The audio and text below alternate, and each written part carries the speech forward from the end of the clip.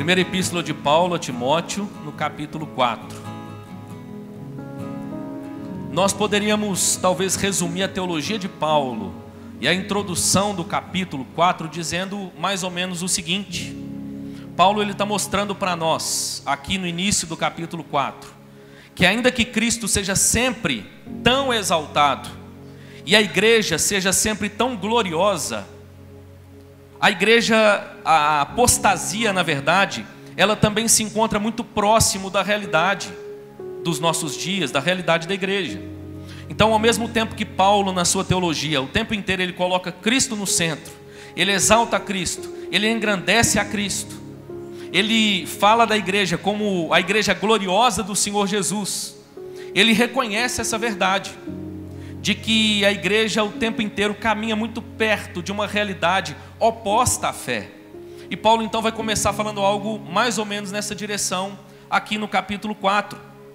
E eu já estou fazendo aqui essa pré-introdução antes da leitura, para te dizer então, que Paulo vai apresentar para nós, na sua teologia, aqui nesse capítulo, por que não dizer também, qual é o antídoto para que a gente não esteja tão perto da fé, tão perto, vendo tudo aquilo que Deus tem feito, mas por algum descuido nós deixemos de participar daquilo que Deus está fazendo, ou seja, que a gente ouça acerca do Evangelho, que a gente veja a história da igreja do Senhor, aquilo que Deus está fazendo, mas que a gente não participe.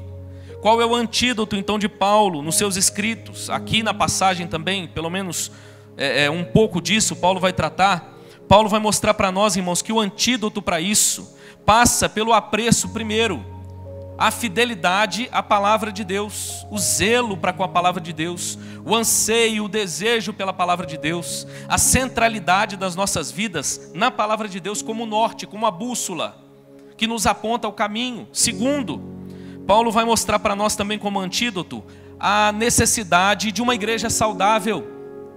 Nós precisamos, em tempos pós-modernos, onde coisas tão estranhas têm acontecido por aí, para que nós não venhamos apostatar da fé, e há uma promessa nas Escrituras de que a grande apostasia, ela ainda está por vir. Nós então nos apeguemos primeiro à palavra de Deus, segundo, nos apeguemos a uma igreja saudável, valorizemos o fato de que Cristo edificou a sua igreja e deu a promessa de que Ele cuidaria da sua igreja até o dia que Ele voltaria.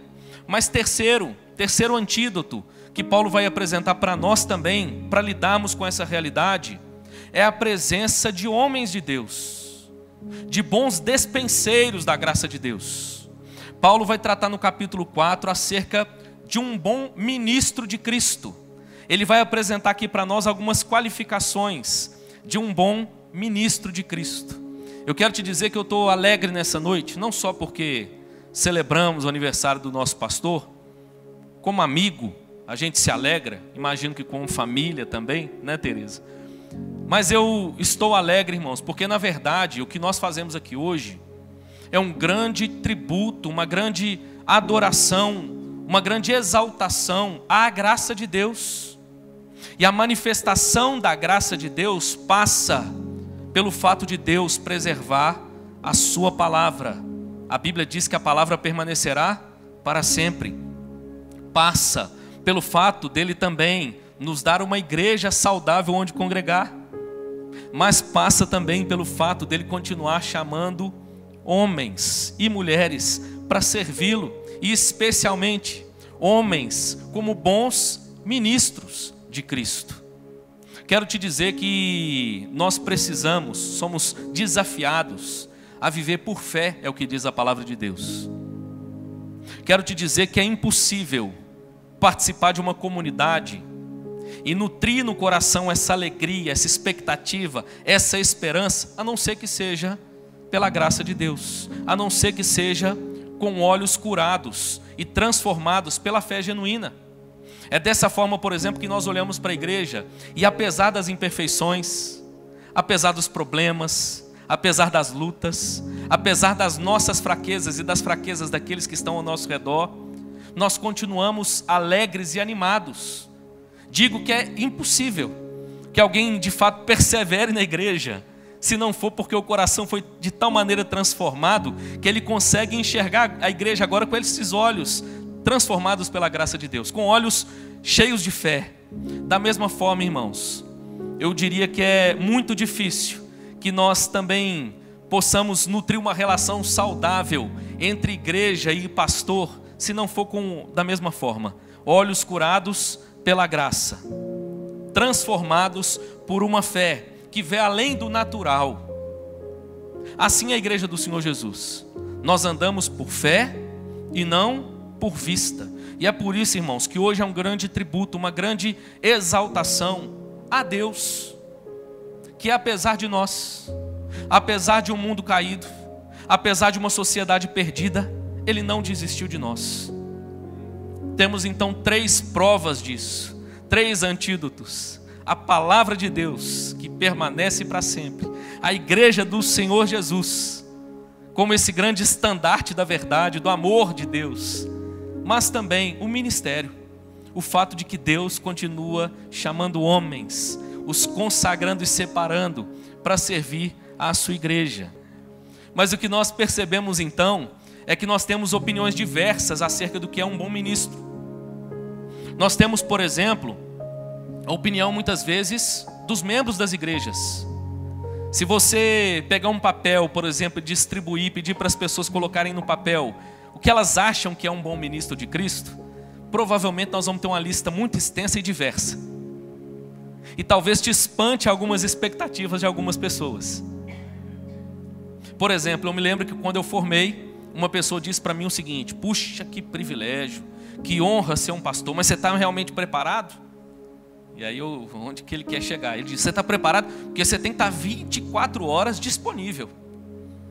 A qualquer tempo, em qualquer lugar, você tem que estar disponível e você tem que suprir todas as necessidades das ovelhas que o Senhor te confiar na igreja. E, irmãos, eu olhei para aquela declaração e falei: meu Deus, isso é impossível. E de fato é, irmãos. O ministério pastoral não tem a ver com o fato de que nós somos suficientes para a igreja. Nós não somos. Só há um que é suficiente.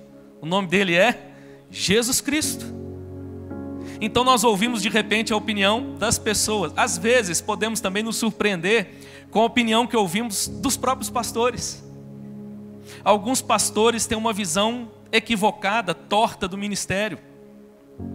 Alguns têm uma visão torta a tal ponto de confundir quem eles são em Deus, em Cristo, com o exercício do ministério. Outros vão para o outro extremo, ao ponto de ver o ministério como uma profissão, um meio de ganhar a vida, um meio de se sustentar. Opiniões diversas, irmãos. Se a gente for para o lado de fora, então, aí que a coisa piora. Essa semana eu fui ao médico e mais uma vez eu tive a experiência de, enquanto ele me fazia algumas perguntas, ele perguntou o que eu fazia. E geralmente quando a gente responde que é pastor, não sei se é só a minha impressão, tem um olhar diferente. E o assunto mudou completamente. De uma consulta médica, nós falamos de tudo. Claro, irmãos, o médico me atendeu, foi solícito, me ouviu, todas as demandas, mas o assunto divergiu. Ele queria saber minha opinião política, ele queria saber minha opinião sobre uma série de coisas. Enfim, se a gente for para o lado de fora, a gente vai perceber que a coisa, às vezes, ela fica até um pouco pior. Há ataques externos de muitos em relação ao ministério. Há descrédito, às vezes, interno de muitos. Já ouvi, irmão, de líder da igreja, dizendo a seguinte frase: pastores passam, a igreja fica. Desculpa, meu irmão, mas me soa essa expressão, a ideia de que o pastor, ele exerce apenas uma função, ele é útil durante algum tempo, de alguma forma, mas que uma hora ele vai passar e a gente toca o baile, a gente segue a vida, como se o ministério fosse dispensável, irmãos. E na verdade, nós precisamos ouvir a palavra de Deus, para nutrir aí sim o que a Bíblia diz sobre as qualificações de um bom ministro de Cristo. Vamos ler o texto então? 1 Timóteo capítulo 4. Quero ler o capítulo inteiro, verso 1 em diante.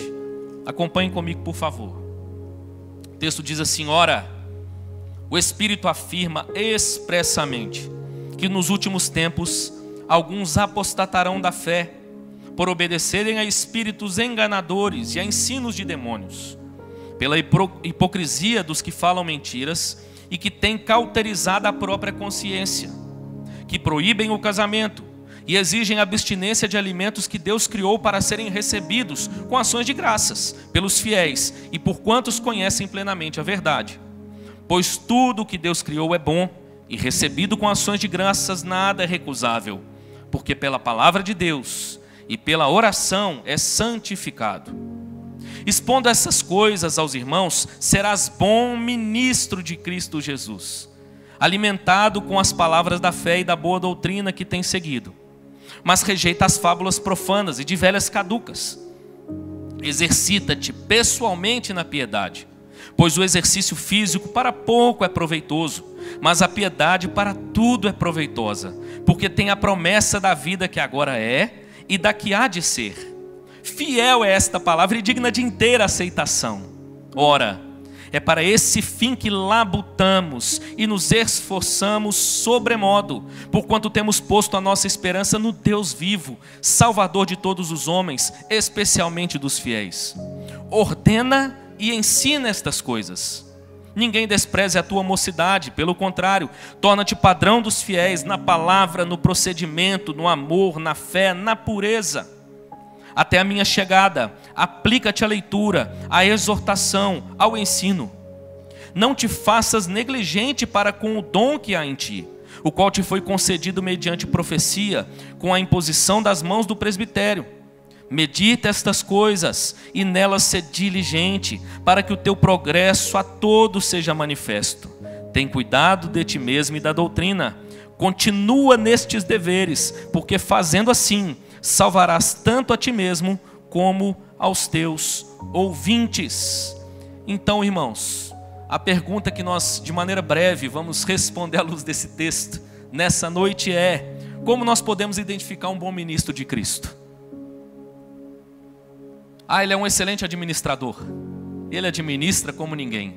Ele toca os negócios da fé como ninguém. Não, irmãos, não é isso que Paulo diz.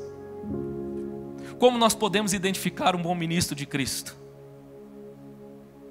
Aqui, irmãos, eu quero apresentar para vocês então 3 qualificações destacadas aqui por Paulo acerca do bom ministro. É bonito perceber que a expressão que ele utiliza aqui, bom ministro de Cristo, ela tem um sentido muito interessante. A palavra aqui para ministro é a mesma palavra usada para diácono. É a ideia do serviço. No entanto, aqui, obviamente, ele não está falando da diaconia da igreja, mas ele está destacando o fato de que alguns homens foram chamados para servir a igreja. E como é que deve ser esse serviço? Como avaliar esse serviço para dizer se ele é um bom ministro de Cristo ou não? Paulo vai apresentar aqui para nós pelo menos 3 qualificações. A primeira coisa que Paulo vai nos mostrar aqui, irmãos, é que o bom ministro de Cristo, ele prega a palavra de Deus. Essa, por excelência, é a atribuição do bom ministro de Cristo. Se você der uma olhada no verso 6, Paulo diz: expondo estas coisas aos irmãos, serás bom ministro de Cristo Jesus, alimentado com as palavras da fé e da boa doutrina que tens seguido. Paulo está contrapondo aqui os falsos mestres que ele apresentou nos versos 1 a 5. Ele está dizendo: olha, no meio de vocês existem pessoas desvirtuadas da fé, mas ele está contrapondo dizendo: no entanto, Deus chamou homens para que eles sejam bons despenseiros, bons ministros da palavra de Deus. Os falsos mestres são apresentados aqui não apenas como nocivos à igreja, através do seu ensino, mas também através do seu caráter. Não só aquilo que eles ensinam é distorcido, mas a maneira como eles vivem. No entanto, o ministro do Evangelho, o bom ministro de Cristo, é apresentado aqui sobretudo como um homem da palavra. Por excelência, irmãos, a Bíblia diz que um bom ministro é aquele que expõe as Escrituras com fidelidade.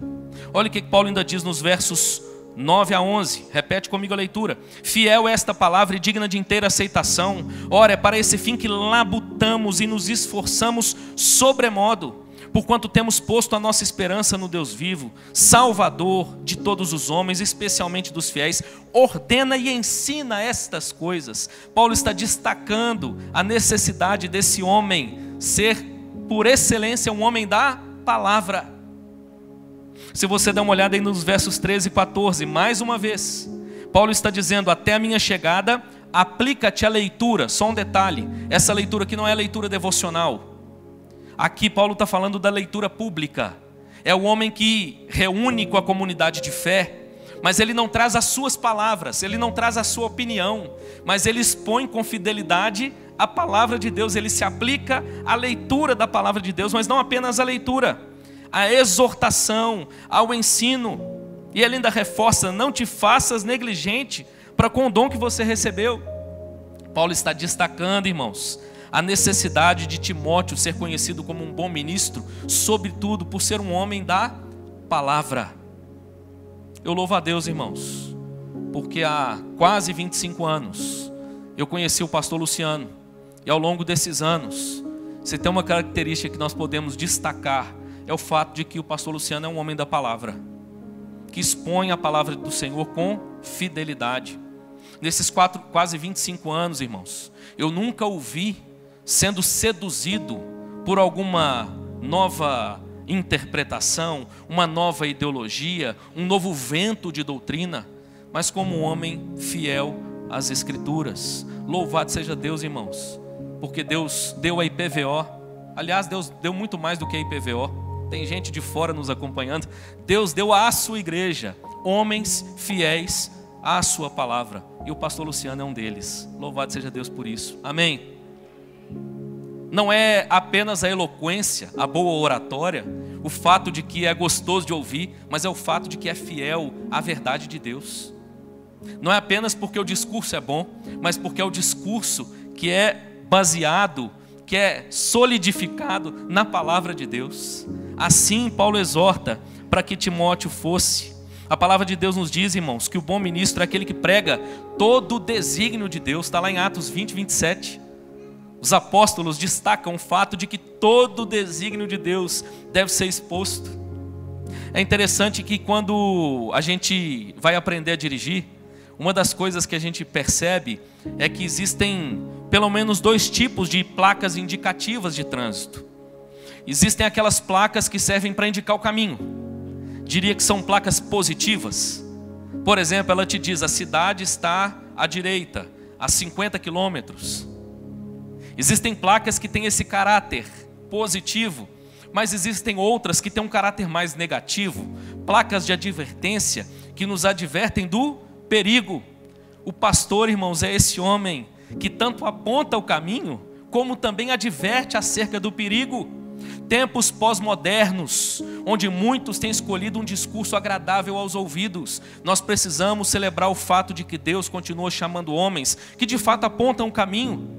Dizem coisas que o nosso coração percebe doçura, graciosidade, esperança, mas ao mesmo tempo que advertem acerca do perigo, que advertem acerca do erro.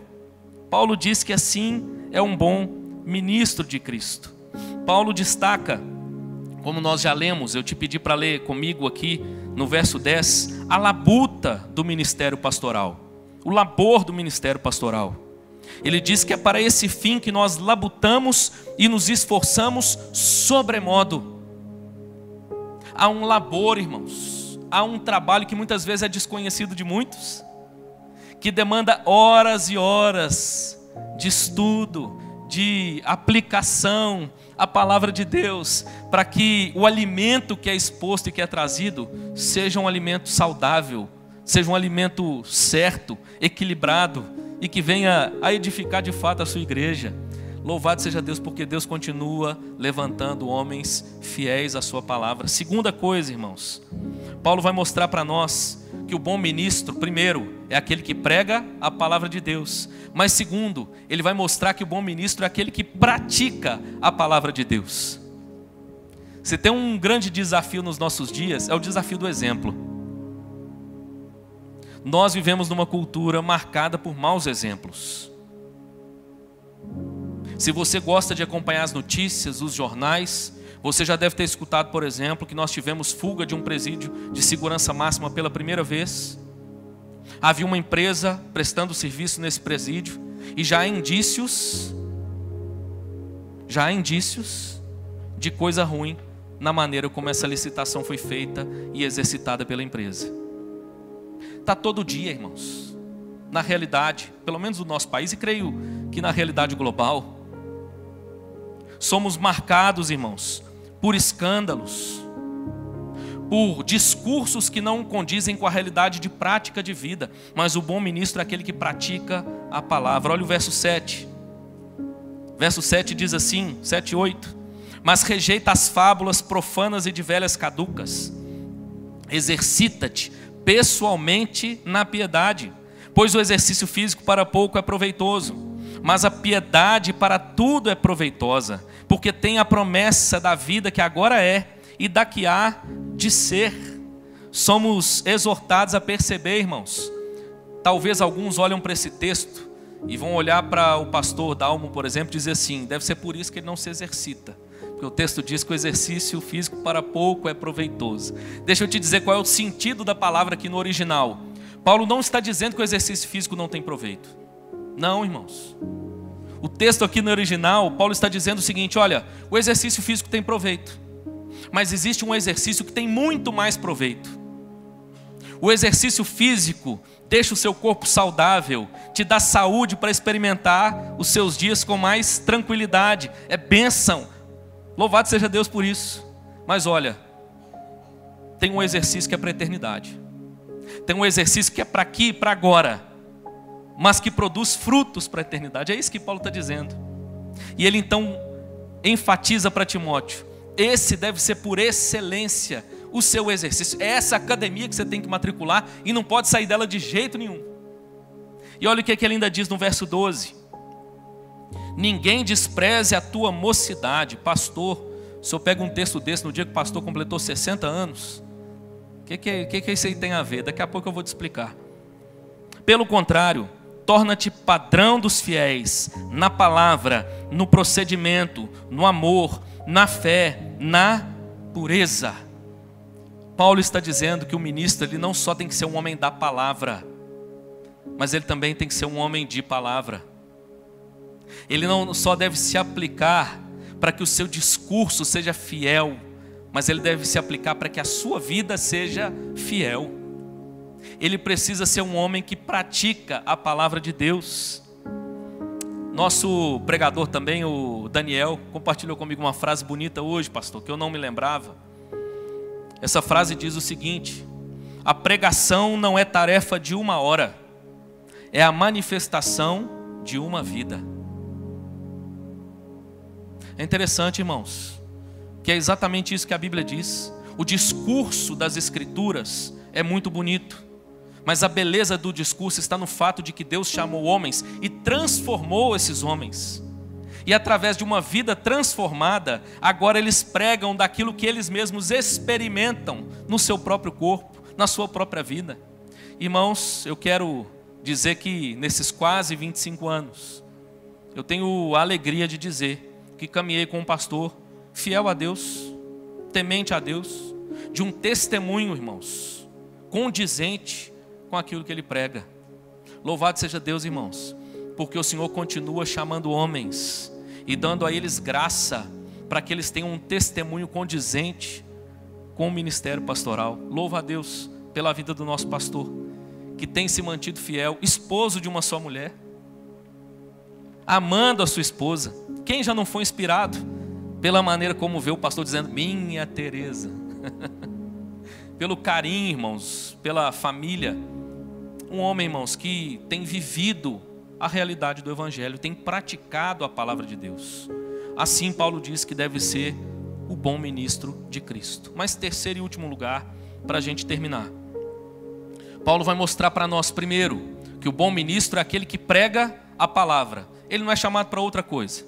Ele pode até contar alguma coisa engraçada, mas ele não foi chamado para animar auditório.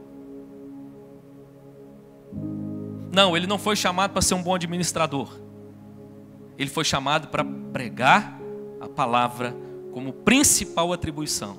Segundo, ele deve praticar a palavra. O nosso Senhor Jesus, ele tocou o coração de pessoas de tal maneira que quando elas saíram para prendê-lo, elas não puderam fazê-lo.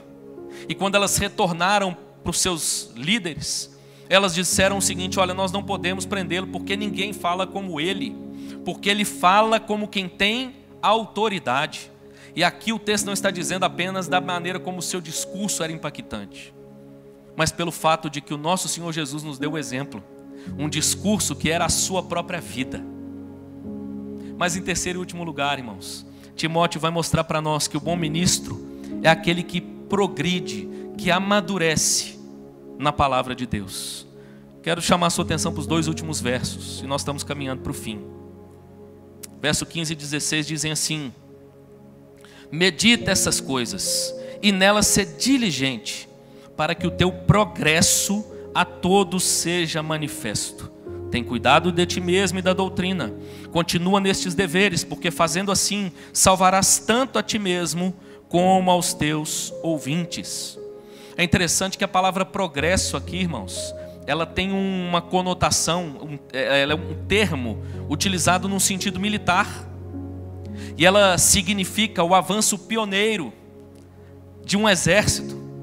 E ele está dizendo aqui então: medita nessas coisas e ser diligente para que o teu progresso, é a ideia de algo que por esforço é alcançado, que demanda tempo, demanda trabalho, demanda esforço, mas que à medida que rompe, que alcança, é a todos evidente. É isso que ele está dizendo. Peguei esse texto também numa outra versão da Bíblia, a Bíblia Mensagem, e achei esses 2 versos muito interessantes na Bíblia Mensagem.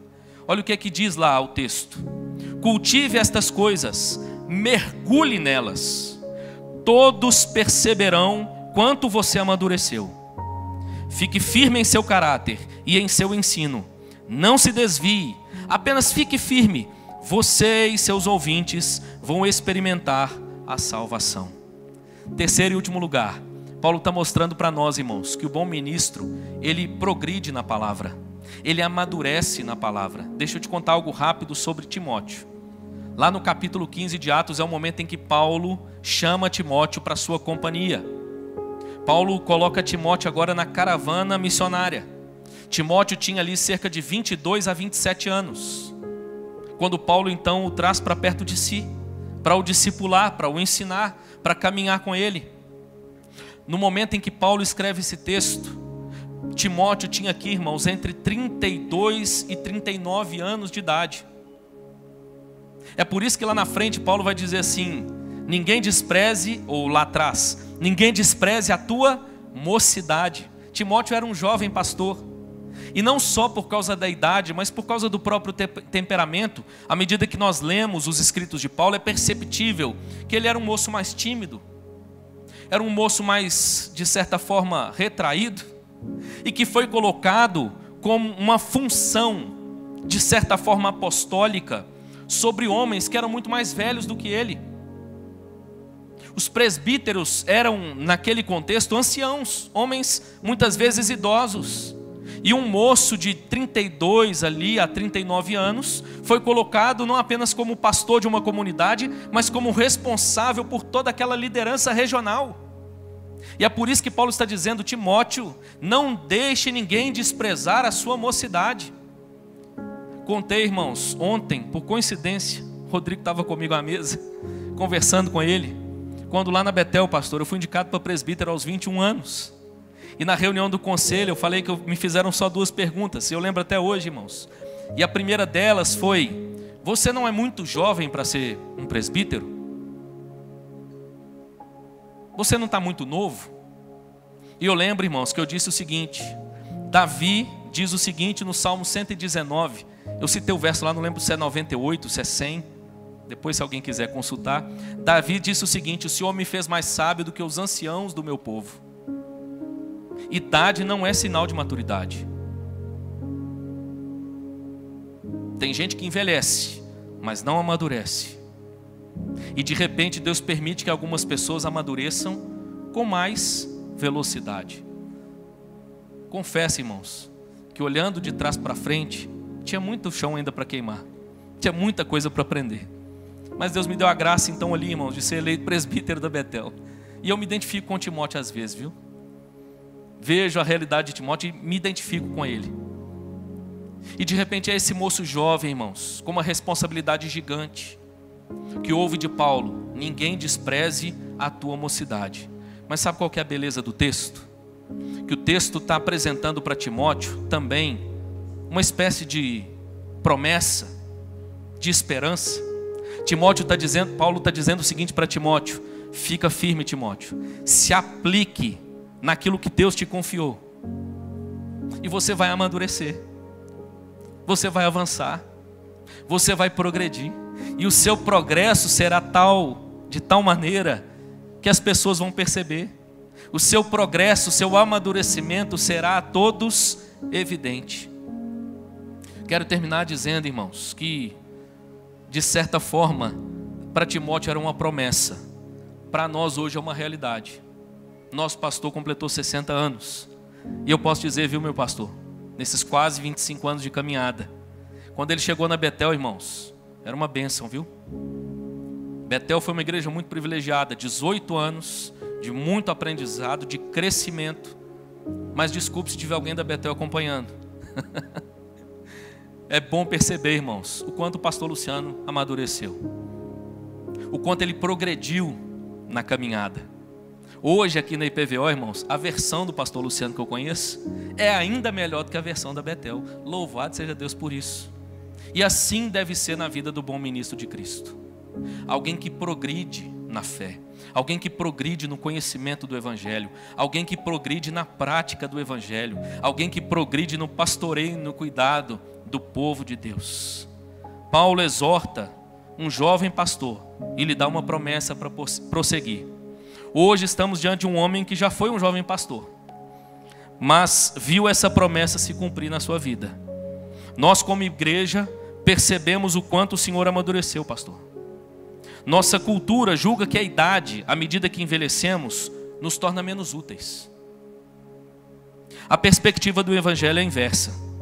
À medida que envelhecemos, podemos amadurecer, progredir na vida e na fé.